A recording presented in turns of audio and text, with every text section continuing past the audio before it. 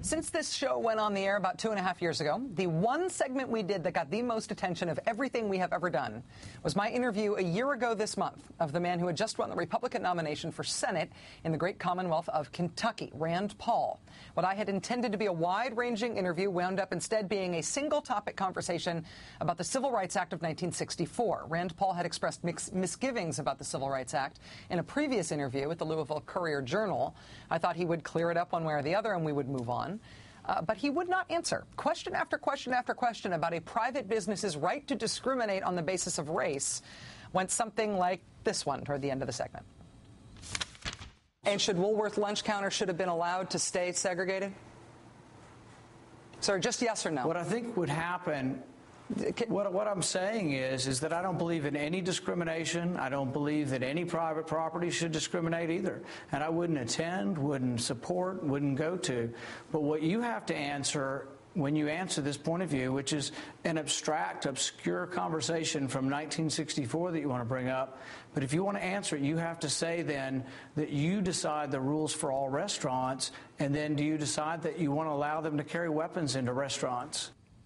The weapons thing I never quite got, but it went on and on and on and on. Basically, Rand Paul told me he would not have felt comfortable voting for the one part of the Civil Rights Act that says businesses can't discriminate. He said in that interview he would have tried to modify that part of it because he thinks business owners basically have the right to do what they want. The implication in this context was that it should be legal for an American business to say, we don't serve black people.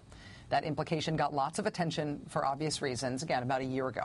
But then Rand Paul put out a statement saying, okay, I would have voted for the Civil Rights Act. And then, of course, he was elected to the United States Senate, and he is now a serving senator.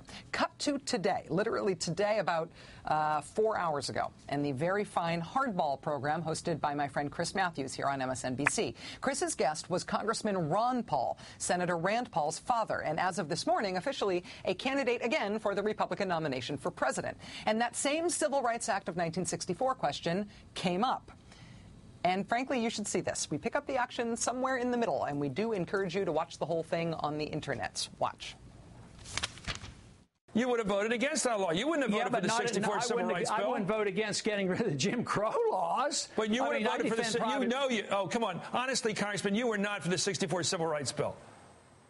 Because of the property rights element, not because it got rid of the Jim Crow law. The guy who owns a bar says no blacks allowed, and you say that's fine.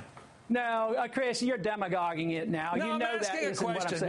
What is the answer? What's your answer? You know, segregation was created by government laws. Slavery was created by government laws. Segregation, the segregation in the military by government laws. So what we want to do as libertarians is repeal all those laws and honor and respect people with freedom of choice.